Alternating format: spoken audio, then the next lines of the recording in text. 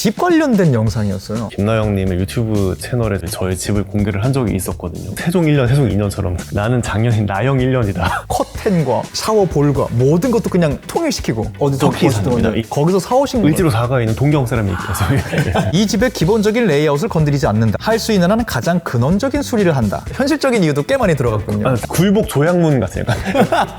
오피스를 꾸밀 때 물건들은 최대한 가볍고 간소한 게 좋습니다. 그게 퇴사할 때 오피스 공간의 숨은 심리와 문화를 읽는 오피스 코드. 반갑습니다. 저는 진행을 맡은 이승국입니다. 내가 거주하는 공간 혹은 내가 일하는 공간, 이 공간 꾸미기에 관심 있으신 분들 많으시죠? 근데 이걸 막상 꾸미려고 하면 되게 어렵죠. 내 취향이 반영된 공간은 어떻게 만들어야 되는 걸까? 궁금하신 분들 오늘 에피소드 굉장히 흥미롭게 보실 것 같아요. 그래도 또 처음 보시는 분도 있을 수 있으니까요. 보시는 분들께 인사 한번 부탁드릴게요. 안녕하세요. 박찬용 에디터라고 합니다. 잡지 에디터를 하다가요. 지금은 약 2년 전부터 프리랜서 에디터로 활동하면서 되는 건 다 하고 있습니다. 잡석드리겠습니다. 네. 반갑습니다. 반갑습니다. 저도 프리랜서로서 마지막 문구 하신 게 너무 공감이 돼요. 되는 건 다 해야 한다. 거의 프리랜서라 치면 약간 그 프리미어 리거랑 저는 약간 거의 조기 축구에 같은 약간 그런 차이가 있는 것 같은데. 아니 말도 안 되는 얘기죠. 그래. 그런 말씀 하시는 것도 봤어요. 막상 또 퇴사하고 나니까 주변에서 이렇게 이렇게 좀 고민하는 분들에게 퇴사하지 말라고 말씀하신다고. 예, 맞습니다. 어때요? 프리랜서가 되기 전에 그래도 상상했던 것들과 프리랜서가 돼서 들어오는 일은 뭐라도 해야 된다가 될 때까지 어떤 게 가장 달랐어요? 가장 달랐던 게요. 예전에는 제가 좀 부끄러운데 아직 명함이 없거든요. 왜냐면 지금까지는 뵙던 분들이랑만 일하니까 명함을 드릴 일이 많지 않았던 거예요. 이제 명함을 만들려고 생각을 하니까요. 이게 너무 막막하더라고요. 맞아요. 누구한테 맡겨야 되지? 그리고 건강보험 자동이체 맞아요. 예, 건강보험 자동이체 국민연금 자동이체 그런 것들에서 굉장히 이 회사가 나에게 생각보다 해주는 게 많았구나. 그런 걸 많이 느끼고 있습니다. 또 프리랜서라고 말씀하신 거에서 처음부터 이런 저는 공감대가 너무 느껴져서 오늘 너무 재밌게 얘기할 수 있겠다 싶기도 했고, 동시에 이런 주제로는 우리 둘의 얘기뿐만이 아니라 보시는 분들도 많은 생각을 하고 고민을 같이 해주시겠다 싶었어요. 예. 제가 오프닝에 얘기한 대로 공간이라는 곳, 우리 모두가 일을 하고 있다면 모두가 공간을 소유하고 있단 말이죠. 어떠한 방식으로. 맞습니다. 꾸미고 싶어하는 분들이 되게 많아요. 촬영님은 굉장히 흥미로운 게 잡지 에디터로 굉장히 오랜 기간 일을 하셨는데 박찬용이라는 어떤 이름을 석자 제대로 들었던 거는 아이러니하게 집 관련된 영상이었어요. 예, 맞습니다. 기억나세요? 왜 그렇게 됐었는지? 제가 작년에 5월에 크리에이터 김나영님의 유튜브 채널에 제가 저희 집을 공개를 한 적이 있었거든요. 그러고 나서 이제 친구들한테 예전에 왕즉위하면 세종 1년, 세종 2년처럼 나는 작년인 나영 1년이다. 그래서 올해가 나영 2년이고 그래서 올해가 내가 어떻게 될지 올해 달려있다 이런 얘기를 하는데 실제로 체감하는 바가 많이 달라진 것 같긴 합니다. 전체 톤을 아예 그냥 우드로 잡으셔서 맞습니다. 다크 우드도 아니고 꽤나 밝은 우드로 천장, 벽, 바닥, 책장까지 완전히 만드시고 거기에 아이템 하나하나 세면대 같은 것도 찬용님의 이유가 있더라고요. 예. 어디서 샀는지 정확하게 기억하고 계시고 이 제품은 어느 브랜드에서 나왔고 그거 하나하나를 설명하시는 찬용님의 그 애정이 굉장히 느껴져서 이 집은 한 사람의 애정으로 탄생한 것 같다 라는 느낌이었어요. 저는 이제 애정이라고 말씀이 너무 감사한데 저에겐 그냥 저의 30대 후반에 약간 온갖 아집과 약간 이런 스트레스가 이런 것들이 들어있는 집이었다고 저는 생각합니다. 아집이야 뭐 공간을 구성하는 사람의 취향이라고 치환하면 그럴 수 있겠는데 스트레스가 함께 있는 집이라는 건 어떤 말일까요? 그러니까 제가 돌이켜 생각해 보니까요. 저도 일하면서 나름 스트레스를 받은 적이 있었거든요. 근데 제가 그때 홀린 듯이 쇼핑을 하던 때가 있었어요. 스트레스를 받을 때. 예산은 제한되어 있고 근데 아무거나 사고 싶진 않고 하다 보니까 온갖 제품의 상세 페이지라든지 온갖 물건의 브랜드 스토리를 홀린 듯이 보고 있더라고요. 제가 어느 날. 그러다 보니까 이제 뭐 어떤 변기는 뭐가 있고 어떤 마루는 뭐가 있고 조금씩 알게 되었던 것 같습니다. 제가 말씀드린 그 세면대 같은 경우에는 막 찾아보니까 되게 매력적인 얘기가 있었는데 35만 원이었거든요. 딱 봤을 때도 한국에서 진짜 20년 안 팔렸을 것 같은 거예요. 저거 한 5만 원 깎을 수 있을 것 같은데 그래서 그런 식으로 하나씩 사온 것들입니다. 그러다 보니까 아집을 멈출 수가 없게 된 거죠. 저는 일하셨던 내공을 통해서 이미 알고 있던 지식을 바탕으로 하나하나 고르신 줄 알았는데 스트레스 받던 시절에 지식이 갑작스럽게 늘어난 어떤 시기가 있었던 거군요. 그렇습니다. 저쪽 방면의 정보가 조금 늘어나긴 했었죠. 그 리빙 아이템 쪽 관련 정보가. 그렇게 해서 저는 지금 영상도 보고 왔고 신나서 얘기를 하고 있는데 못 보신 분들은 도대체 어느 공간이길래 어떤 모습이길래 궁금하실 수 있잖아요. 예. 저희 약간 그 이미지들을 갖고 왔거든요. 함께 보면서 어떤 공간인지 얘기 좀 나눠볼까요? 좋습니다. 예. 입구에서부터 보여지는 타일이 있는데요. 저 타일은 트레버틴이라는 일종의 퇴적암 같은 것입니다. 그 보시면 짜잘한 구멍들이 있어요. 그래서 저 구멍들이 매번 다 조금씩 패턴이 달라서 시간이 많이 쌓이면 저기에 이제 까만 먼지가 껴요. 그 먼지가 되게 이를테면 곧 로마의 그런 길 같은 데 있잖아요. 네네네네. 그런 식의 약간 그 고급 건축물에 트레버틴 타일을 많이 씁니다. 그래요? 이렇게 고급 건축물에 쓰이는 타일이지만 저것도 악성 재고여가지고 또 별로 안 비쌌던, 요즘은 조금 상황이 바뀌었는데 제가 저런 타일을 구입할 때마다 저렇게 가로 세로 10cm의 정방형, 그 약간 크지 않은 타일은 되게 막 유행하지 않았었어요. 예. 저게 어디 터키? 어디서 터키 보셨던 삽니다. 건데 예. 거기서 사오신 거예요? 아니면 그냥 터키에서 갖고 온 걸 한국에서 구매를 하신 거예요? 을지로 사가에 있는 동경 세라믹에서. 그리고 저것도 색깔이 되게 다양해요. 이를테면 대리석이라고 해도 네네. 흰 대리석, 뭐 초록색 이런 식으로 색깔이 다양한데요. 네. 저 색깔 말고 딴 색깔을 사고 싶었거든요. 근데 이런 건축자재 사장님들은 물량이 큰 손님들이 중요한 손님들이잖아요. 아무래도 그렇죠. 그러니까 사실 저 같은 사람들은 냉정히 말해서 있으나 마나한 손님들이에요. 우선순위 한참 아래 있는 저는 원래 다른 색깔을 원했는데 그 색깔은 우리 창고에 있어서 당장 못 준다. 울며 겨자 먹기로 저 색깔을 가져와서 지금은 잘 쓰고 있습니다. 저는 화장실 소개해 주시는 그 부분도 봤는데 예. 화장실 안에가 완전 민트한데 내가 원하던 색깔은 아니다 말씀하셨던 기억이 나요. 맞습니다. 아니었습니다. 예. 그게 제가 이 집을 굉장히 매력있다 생각한 또 다른 포인트 중에 하나였어요. 뭔가 애정도 있고 한 사람의 어떤 삶의 태도가 이 안에 있는 것 같다. 구하고 싶었는데 못 구했어. 사장님이 안 판대. 그러면 어떤 분들은 기를 써서라도 뭔가를 찾아내는데 네. 민트 내가 원하는 색깔 아니었는데 이거밖에 없으면 해야지 뭐. 한 김에 모든 것도 그냥 좋아하는 색이 아님에도 통일시키고 굉장히 독특한 어떤 찬영님의 성격이 묻어나더라고요. 근데 저것도 이제 일단 좋게 말씀해주셔서 너무 감사한 일인데요. 저것도 제 입장에서는 다른 수가 없었습니다. 왜냐하면 저한테 저 타일을 중요했던 것은 색깔보다는 저 타일을 구운 방식이었습니다.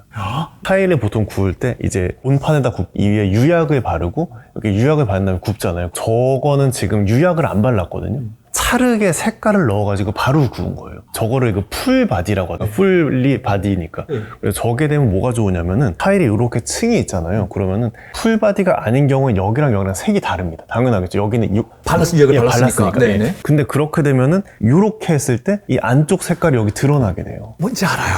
보이는 거 되게 많아요. 맞아요. 네. 그래서 많은 인테리어를 시공을 할 때 요즘 분들은 여기다가 이제 쇠를 두릅니다. 코너 메탈이라고 하는. 그거 안 보이려고 하는 거구나. 맞습니다. 예. 근데 이제 저는 그게 싫었던 거예요. 그리고 저런 식의 유약 타일은 당연히 유약이 발려 있으니까요. 네. 물을 뿌리면 약간 미끄럽거든요. 근데 저거는 유약을 안 발랐으니까 일종의 논슬립 기능이 있어서 물을 빼도 덜 미끄러지게 됩니다. 그리고 무엇보다 그 유약을 안 발랐으니까 광택이 없죠. 그렇죠. 지금 여기 같은 경우는 빛을 비치면 빛이 빈 광들이 있잖아요. 근데 지금 저 영상을 보시면 빛을 비춰서 약간 반사되는 빛이 없는 거를 보실 수 있지 않습니까? 그래서 저 소재를 원했던 거예요. 그래서 저 소재에 저것을 샀는데 업체에서 제가 오랫동안 안 가져가고 있으니까 그 타일을 다 폐기를 시켜버리는 겁니다. 그래서 이제 어쩔 수 없이 이제 기법은 동일한 것에 다른 색깔의 타일을 사서 그래서 저렇게 드렸던 것이었습니다. 아까 우리가 뭐 B2C를 많이 안 하시는 뭐 사장님들의 고객 우선순위 얘기를 했는데 똑같은 느낌으로 찬영님에게도 우선순위가 있었는데 색깔이 화장실의 우선순위가 아니었던 거예요. 네, 그때는 그랬습니다. 이 방식으로 제작된 타일을 사용하고 싶다가 가장 높은 우선순위셨던 거고 맞습니다. 그게 달성될 수 있다면 색깔은 내가 타협할 수 있어 해서 완성하신 거니까 굴복한 거죠, 타협. 타협이라고 말하기 좀 부끄럽습니다. 제가 너무 긍정적인 단어로 말했군요. 너무 좋게 말씀드려요. 제 입장에. 왜냐면 저는 그때 되게 속상했었거든요. 왜냐면은 그 좀스러운 얘기지만 사실 저는 기존에 샀던 타일 색깔이 제가 샀던 변기 색깔이랑 맞춰놓은 색깔이었어요. 예, 변기까지 통일된 색깔로. 그래서 변기 색깔이 완전히 흰색이 아니라 약간 비둘기색 같은 색깔이거든요. 그래서 저게 제가 꼽는 정말 약간 정말 그 변기계 마스터피스였는데 저것도 이제 유행이 지나가지고 되게 보통 변기와 비슷한 가격에 구입할 수 있었거든요. 네네. 그래서 변기 색깔과 이제 타일 색깔이 맞아서 저 혼자서 막 이거야 약간 이렇게 생각하고 있었는데 이거야가 깨졌던 것이었습니다. 예. 굴복이었다. 인생지사 새옹지마 전화이복이라고 이제 김나영님께서 들어가면서 티파니 이렇게 해주셔가지고 이게 또 저 집에 약간 또 좋은 특징이 되어서 감사합니다. 저희가 지금 신발장에서 바로 바로 화장실로 건너뛰었는데요. 다시 한번 초반부로 돌아와서 그 집의 입구부도 살짝 좀 살펴볼게요. 지금 들어와서 이렇게 이어지는 공간들인 거죠? 다? 맞습니다. 일종의 가벽 형식의 책장을 만들어서요. 거실로 바로 들어오는 게 아니라 약간 거실로 들어오는 공간을 꺾어 들어지게 만들었습니다. 그 두 가지 이유가 있었는데요. 첫 번째는 제가 좀 책이 좀 있는 편이었거든요. 좀 있는 정도가 아니에요. 정말 저 정도면 책 정말 많이 갖고 계신 거잖아요, 사실. 저는 직업이 책 관련이 있기도 하고 제가 개인적으로 책을 좋아하기도 해서요. 저 집의 상당 부분이 북향에 있거든요. 그래서 저 같은 경우는 그럼 북향에 있으면 책이 빛이 바래지 않겠구나 라고 생각했습니다. 네. 그래서 처음부터 북향인 거실에 책을 많이 집어넣는 레이아웃을 생각을 해놨었거든요. 빛을 생각했기 때문에. 예, 네네. 예. 그러면 책을 어디다가 놓을까? 이런 사각형 거실에 뭐 삥 둘러서 책을 놓을까? 이렇게 어떻게 생각을 하다가요. 가벽 형식으로 두꺼운 책장을 만들어 놓으면은 저기다가 책도 많이 실을 수 있고 처음에 입장을 했을 때 남들의 시선을 또 뺄 수가 있더라고요. 그래서 이제 좁은 복도 형식이 되는 가벽 역할과 책장 역할과 그리고 하단 보시면은 상단만 책장이고 하단에는 문이 다 달려있거든요. 그래서 그러네요. 예, 저건 다 수납장 역할을 하고 있습니다. 하단은 수납장, 상단은 책장 역할을 하는 그 큰 책장을 짠 것이 제 이 집의 큰 주제 중에 하나였습니다. 책장을 좀 이렇게 입구를 복도로 만들기 위해서 거실 같은 공간을 가로질러서 공간을 일정 부분 포기 혹은 굴복한 대신에 그 장치가 최대한 효율적으로 활용될 수 있는 걸 많이 고민하신 거네요. 책장도 되고 벽도 되고 수납장도 될 수 있게. 맞습니다. 맞습니다. 예. 이렇게 해서 들어가면 그 다음은 어디가 나오는 거예요? 그 다음에 이제 주로 이제 시간을 보내는 네. 거실 공간이 나옵니다. 네. 굉장히 거실치고는 좁은 곳이에요. 거실에 바로 들어가면은 북향을 면하는 부엌이 조그맣게 있고요. 네. 그리고 이제 부엌 서쪽으로 이제 화장실이 있는 그런 구성입니다. 그래서 저 거실에서 제가 뭐 원고를 하기도 하고 뭐 손님들 오면 여기서 이제 앉아가지고 같이 뭐 식사를 하기도 하고. 아무래도 제일 많은 시간을 보내시잖아요. 예. 만족하세요? 딱 이렇게 있을 때 아니면 아직도 조금 이 집에 뭔가 이런 거 개선하고 싶다. 거실에 이런 거 있어요? 일단은 만족과 감사는 조금 다른데요. 영영 만족하지 못할 것 같습니다. 왜냐면 진짜? 불편한 점들이 끝없이 있거든요. 왜냐면 이게 다른 전문가가 아니라 아무것도 모르는 제가 그냥 막 얼기설기 하듯이 한 것이기 때문에요. 근데 감사하는 마음은 늘 100% 있죠. 감사하는 마음. 예, 왜냐면 제 나름대로 시간과 비용과 이런 식의 노력을 들여서 어떤 조그만 데 있는 낡은 집이지만은 제 기호에 맞는 어떤 공간을 꾸미게 된 거잖아요. 근데 저는 저 집이 뭐 이를테면 뭐 세간에 굉장히 비싼 집이 아닌 걸 알고 있습니다만은 저런 삶을 살게 됐다는 것 사실 자체는 굉장히 감사하고 있습니다. 개선하고 싶은 부분은요, 저기 왼쪽에 보시면 제가 그 책상 대처럼 만들어 놓은 부분이 있거든요. 네네. 근데 저기가 제가 그냥 얹어둔 책상 상판이에요. 저거 조립되는 거 봤어요. 맞아요. 예. 저게 근데 쓰다 보니까 조금 더 컸으면 좋겠더라고요. 예, 저런 식으로 실제로 큰 상판을 만들고 있습니다. 우와, 이 위에 이거는 뭐야? 그냥 원래 이렇게 튀어나와 있는 이 건가요? 집의 보인데요. 제가 볼을 약간 일정 부분 노출시키는 것입니다. 예. 다른 데를 다 이렇게 나무로 사실 덮으신 걸로 알고 있는데 저 볼을 일부러 노출시킨 데는 어떤 취향이 들어간 거예요? 저는 이 집을 처음 이제 매입을 해서 사용을 할 때부터요. 오래된 집이라는 거를 알고 있었고 사실 그것이 이 집을 구매한 되게 큰 이유기도 했었거든요. 구옥이라는 게. 예, 구옥이라는 거. 보통 이제 구옥들은 많이 헐고 싶어 하죠. 근데 저는 이게 오래된 집에 살고 싶었어요. 오래되고 튼튼하고 내가 굳이 부수지 않아도 되고 제가 사라져도 남아있는 곳에 살고 싶었습니다. 그러니까 오래된 표면 같은 것도 남겨놓고 싶었습니다. 남겨놓고는 어딘가에 드러내놓고 싶다는 마음이 좀 있었습니다. 그 자체가 어떠한 시간 혹은 역사성을 담고 있고 나는 여길 지나가는 한 존재이고 싶은 어떤 낭만이 있으신 것 같네요. 해외에는 이렇게 오래된 집들을 오래오래 고쳐 사는 사람들이 많이 있잖아요. 저는 모든 집이 오래오래 남아있어야 된다고 생각하진 않지만은요. 어떤 집은 그렇게 오래오래 남아가지고 시간이 지나서 누군가한테 보여지거나 그러는 것도 전 되게 나름 고즈넉하고 멋있는 일이라고 생각하거든요. 요 얘기가 좀 정리된 것도 있더라고요. 아마 책에서 발췌한 내용인 것 같은데 집수리 원칙 6개. 이 집의 기본적인 레이아웃을 건드리지 않는다. 할 수 있는 한은 가장 근원적인 수리를 한다. 소품과 껍질보다는 자재와 구조에 돈을 쓴다. 악성 재고를 최대한 활용한다. 인테리어 디자이너나 건축가를 모시지 않는다. 세린과 인기통을 보지 않는다. 맞습니다. 예. 이 중에 우선순위를 정하자면 최상단에 들어가는 원칙은 뭐가 될까요? 보시면은 이 6가지가 서로를 침범하지 않거든요. 그래서 이제 레이아웃을 건드리지 않는 것은 근원적인 수리를 하는 것과 크게 차이가 아니고요. 악성 재고를 최대한 활용한다와 인테리어나 건축가를 모시지 않는다는 말은 결국 돈이 없다는 어떤 철학이라기보다 현실적인 이유도 꽤 많이 들어갔군요. 다 약간 굴복 조약문 같아요. 그런 거라고 볼 수 있습니다. 네, 그래서 소품과 껍질보다는 자재 구조에 돈을 쓴 것은 제가 예산이 많았다면 소품과 껍질을 돈을 쓸 수 있었겠지만 둘 중 하나에서 어디에 돈을 쓴다라고 했을 때 이제 이쪽에 돈을 쓴다. 주식 투자를 할 때 뭐 바구니를 나눠 담으라고 하잖아요. 그러니까 한 바구니에 뭔가 어떤 걸 몰아 담았던 겁니다. 우리 아까 잠깐 보고 지나갔던 네네. 찬영님의 집에 있는 그 오피스 공간. 저는 정말 솔직히 궁금했어요. 에디터 분들은 글도 많이 쓰시고 프리랜서는 컴퓨터 앞에 앉아있는 시간이 압도적으로 길 수밖에 없다고 저는 개인적으로 생각해요. 근데 허리 괜찮으실까? 괜찮아요, 저렇게 일하시는 거? 저렇게 일하기 때문에 한 번씩 일어나서 스트레칭을 할 수 있습니다. 오히려 건강을 더 잘 챙길 수 있는. 저는 그래서 이게 프로그램 방향 맞을지 모르겠는데 저는 불편하게 앉아있는 게 인간의 건강에 좋다고 생각합니다. 그런 접근이군요. 왜냐면 그 흔히들 말하는 그 50분 업무 10분 휴식이 있잖아요. 네. 그게 의자가 너무 좋으면은 타임없이 앉아있게 됩니다. 50분 순식간에 지나가요. 근데 그러면은 오히려 허리에 무리가 가죠. 너무 편한 것이 오히려 저는 사람에게 덜 좋다고 생각합니다. 적당히 불편한 게 있어야 오히려 내가 좀 나를 더 챙기게 되고 일하는 데 집중할 수 있다. 그럼 이거는 정말로 우리 현대 인테리어나 가구가 가는 방향과는 굉장히 정반대일 수도 있는 방향을 제시하시는 거예요. 지금은 갈수록 더 편하고 더 인체공학적으로 가려는 시도니까. 예. 그런 면에서 봤을 때 그러면 오피스 공간, 사람이 일을 하는 공간 꼭 편한 게 답이 아니다라고 생각하시다면 예. 뭐가 중요할까요? 일하는 공간에서. 크게 두 가지 정도인 것 같습니다. 저는 프라이버시는 중요한 것 같습니다. 예, 지금은 많이 달라졌지만 에디터 일은 전화를 많이 하거든요. 그래서 잡지 편집부에서는 전화를 하러 나가는 게 되게 일상다반사였어요. 어떤 공용 오피스나 어떤 회사들 같은 경우에는 별도의 폰 부스를 되게 많이 만들어 놓은 곳들이 있더라고요. 한때는 저도 직장 생활을 할 때는 이거 뭐 가구가 뭐 마음에 안 들어, 공간이 마음에 안 들어 이런 생각을 했던 적도 있던 것 같습니다. 근데 어렴풋해요. 결과적으로 정말 마음에 안 들었던 건 사람인 것 같습니다. 그래서 누구랑 같이 일하냐가 오피스 인테리어에 와이파이 오메가고, 왜냐면 사실 좋아하는 사람들이 같이 앉아 있으면은 그냥 캠핑 테이블 같은 데 앉아서 같이 일해도 되게 즐겁거든요. 땅바닥에서 해도 깔깔거리면서 할 수 있어요. 맞아요. 근데 이제 막 좀 어딘가 저 사람 나랑 안 맞아. 막 저 사람이 뭔가 막 걸리적거리는 소리를 내. 이러면은 명품 가구들 사이에 앉아 있어도 되게 좀 덜 한 것 같습니다. 그래서 가구는 아주 중요하지만 어찌 보면은 나의 스트레스에서 넘버원 변수는 아니다라는 생각이 들긴 합니다. 많은 사무 가구가 상당 부분 상향 표준화된 것 같기도 합니다.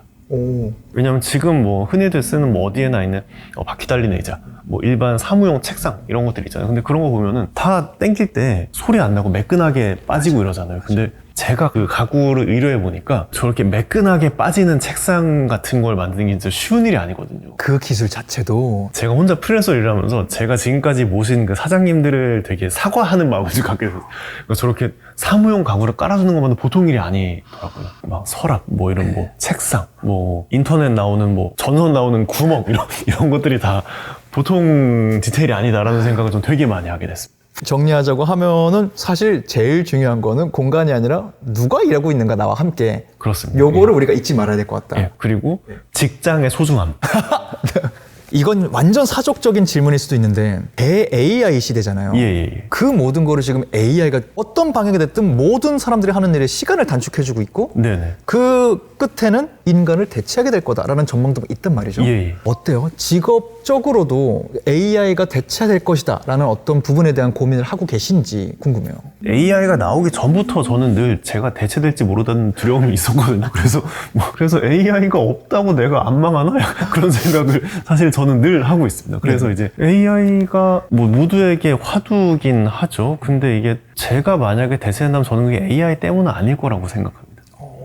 그래서 다른 친구들도 그렇게 생각해요. 네가 AI 때문에 망할 것 같아? AI 없으면 안 망할 것 같아? 이렇게 AI 없으면은 이렇게 대성공할 것 같아? 이렇게 생각하면은, 예. 지금이 하도 이제 AI 열풍이고 정말 중요하고 저도 많이 생각하고 나름 활용해 보려고 하거든요. 하지만 저것이 정말로 어떤 사람의 생계를 송두리째 바꿀 만한, 그것도 순식간에 송두리째 바꿀 만한 무엇인가라고 봤을 때 그것까지는 아직은 좀 생각할 여지가 있다고 생각합니다. 말씀하시겠죠. 폐부를 찢고 들어오네요. AI가 없으면 네가 대체 안 될 것 같아?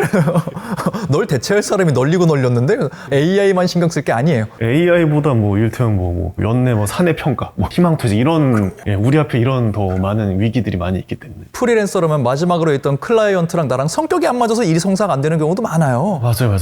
클라이언트의 마지막 톡에서의 이모티콘, 약간 뭐 이런 거지. 예. 그때 감 잡잖아요. 아, 이분은 나랑 일도 안 하겠다. 미묘해요. 예, 맞아요. 그러니까 다음에 꼭 봬요 하시는 분이 있고, 아, 다음에 또 봬요. 여기서부터 바로 느껴지는 것도 있고. 감사합니다 뒤에 물결 표시인지 이모티콘인지 약간 그 마침표인지 이거에 따라서 약간 그 해석하게 되잖아요. 뭔가 괜히 의미 부여하게 된 예, 그런 것들이 있죠. 예. 응원하겠습니다. 저는 얼마 전에 쇼츠에서 본 거긴 한데, 예술인이 자기가 한 거를 느낌으로 설명하는 게 아니라 이렇게 했기 때문에 그런 결과가 나왔다라고 설명할 수 있으면 거기가 자기 실력이다.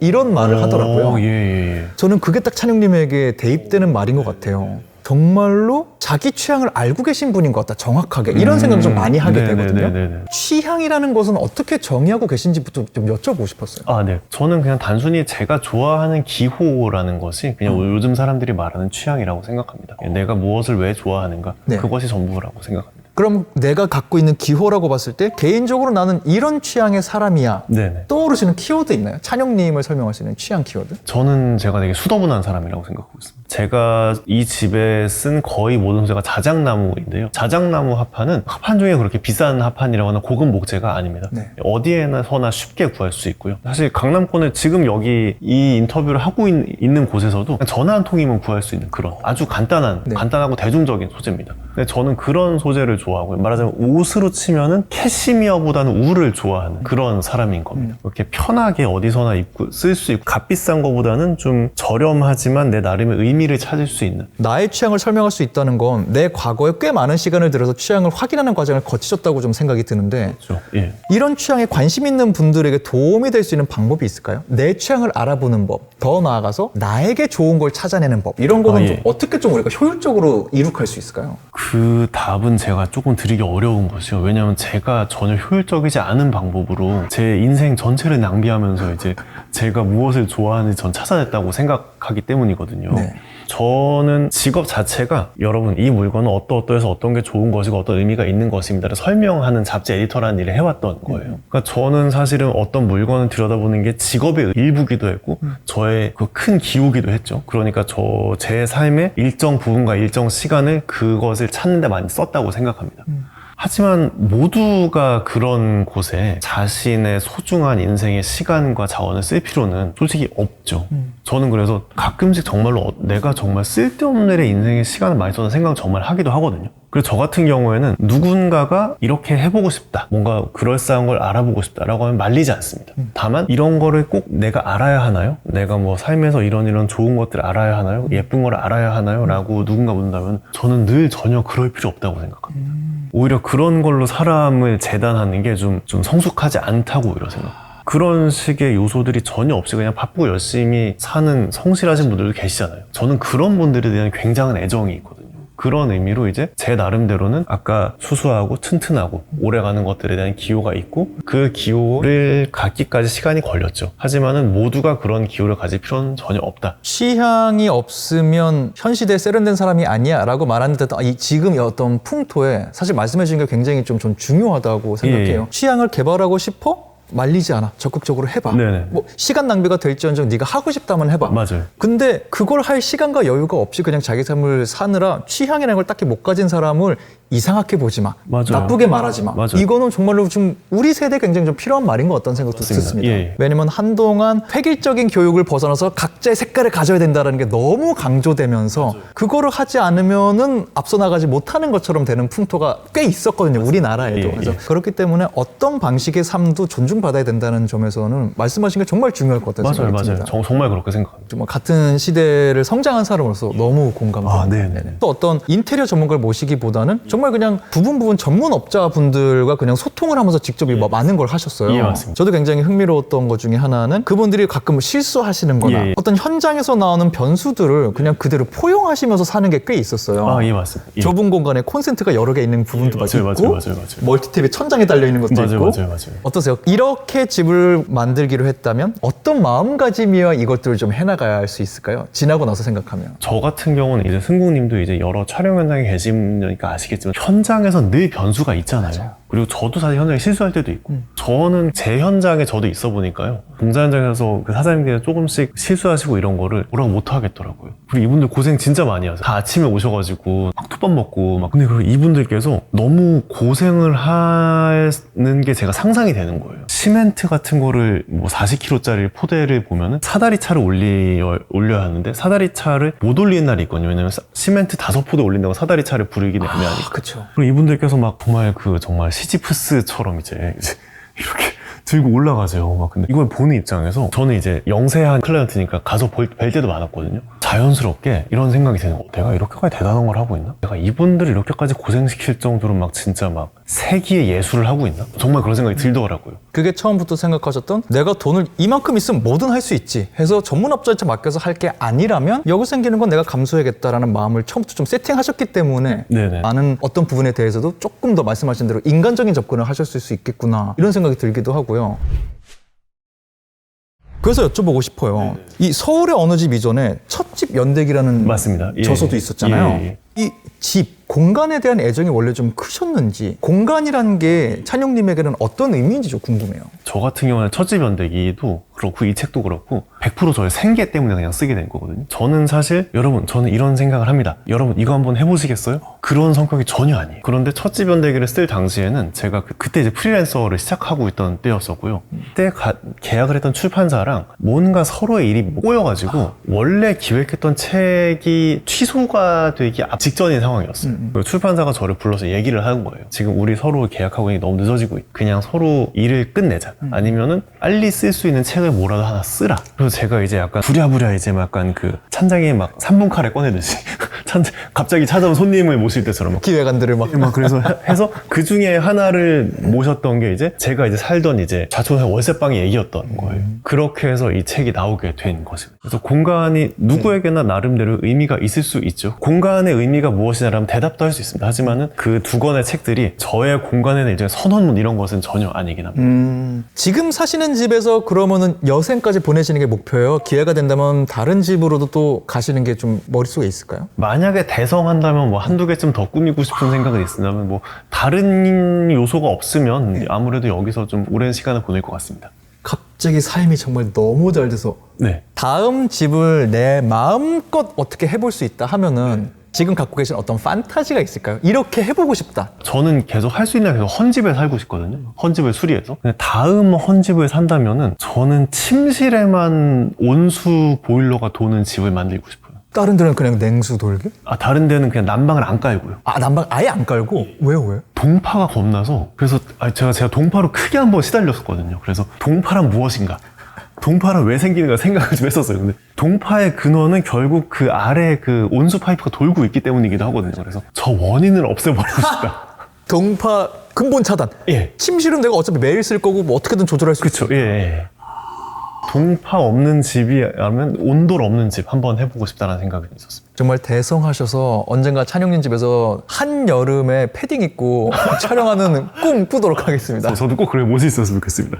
그런 면에서 이것도 스포를 잠깐 하셨더라고요. 책 말미에 서울 시내 사무실 내기를 준비하고 있다 이렇게 소개를 해주셨다고 들었는데 너무 이게 나중에 또 컨텐츠가 될 테니까 예고편 한다는 생각으로 뭐 어느 정도 진행이 된 건지 알려주실 수 있나요? 예. 일단은 이제 제가 공약을 이 책이 5쇄가 되면 내가 사무실 얘기를 쓰겠다라고 적어놨는데요. 네. 지금 3쇄거든요. 그래서 좀만 더 힘내면은 일단 모르겠습니다. 근데 이제 사무실 얘기를 돌아가면 저희 집은 1971년에 준공한 집이에요. 네. 근데 1971년에 준공한 이제 엘리베이터 없는 건물의 꼭대기 2층. 근데 지금 사무실은 60년대에 준공한 엘리베이터 없는 서울 시내 어느 건물의 또 꼭대기 층에 있는 또 되게 조그만 또 사무실입니다. 그래서 이 공간을 내가 어떻게 채울 것인가. 근데 이제 사무실이니까 사실은 훨씬 간단하죠. 물이 안 들어오니까요. 근데 이제 그런 여기를 내가 어떻게 채우고 공간 분할을 어떻게 해서 이 공간을 내가 어떻게 어떻게 만들 것인가, 예를 들면 큰 방처럼 만들 것인가, 아니면 또 많이 쪼개서 여기는 뭐 약간 서점인처럼 두고 서점이나 갤러리처럼 쓰고 나머지를 이제 업무 공간으로 쓸 것인가, 그런 것들을 한창 생각하는 중입니다. 그게 지금 서울의 어느 집이 5세를 된다고 하면은 정말 본격 콘텐츠가 돼서 만날 수 있는 거죠. 스피노프처럼 서울의 어느 사무실로 지금 생각을 하고 있습니다. 궁금하신 분들 서울의 어느 집에 또 격한 애정 보내주시길 바라겠습니다. 마지막으로 보내드리기 전에 꼭 취향을 가질 필요는 없다고 말씀드리긴 했지만 그럼에도 그래도 난 내 취향을 조금 반영해보고 싶어 하시는 분들에게 우리가 팁을 드리자면 내가 갖고 있는 오피스 공간 내에 이 작은 책상 공간 하나 네네. 여기에 내 색깔을 내보고 싶어 하시는 분들에게 드릴 수 있는 팁 같은 게 있을까요? 저도 이를테면 나름의 뭐 입사와 퇴사를 좀 해본 경험이 있거든요. 이직을 좀 해본 경험이 있어서요. 그 이직 경험에 따라 말씀드리면 그 오피스를 꾸밀 때 물건들은 최대한 가볍고 간소한 게 좋습니다. 그게 퇴사할 때 이게 편하게 빼어나오시고 나중에 짐 이거 이렇게 들고 가면 짐이 너무 많으면 좀 무한하거든요. 그래서 이제 최대한 뭐 엽서 같이 약간 이렇게 좀 작고 가벼운 것들로 꾸미는 게 저는 좋지 않을까. 피규어 같은 3차원보다는 엽서 같은 2차원들이 이제 나중에 좀 파손될 때 좀 그런 것도 느낌도 덜하고 그런 생각이 있습니다. 그리고 이거는 그냥 개인적인 제안인데요. 그 조용한 사무실에선 기계식 키보드는 좀 삼가는 게 어떨까. 조약돌이든 뭐든 이게 좀 이게 내 취향도 좋지만은 다 같이 있는 사무실이니까요. 그래서 그런 기계식 키보드 되게 얌전하게 쓰는 분들이 계세요. 근데 가끔 정말 채석장처럼 막 있어. 약간 이런 분들이 계시더라고요. 이제 그런 것들은 조금씩 조심하면 어떨까라는 생각이 그 질문 보면서 들었었습니다. 여러분에게도 좋은 참고가 됐으면 좋겠습니다. 오늘 나와주셔서 너무너무 감사하고요. 다음에 또 재밌는 일 인사드리겠습니다. 잘 이끌어줘서 감사했습니다. 너무 감사했습니다. 반갑습니다. 감사합니다. 오피스 공간의 숨은 심리와 문화를 읽는 오피스 코드. 오늘 여기서 인사드리도록 하겠습니다. 저희 얘기 참고하셔서 여러분 취향이 반영된 좋은 공간 완성하시길 저희가 응원하도록 하겠습니다. 여러분 안녕히 계세요.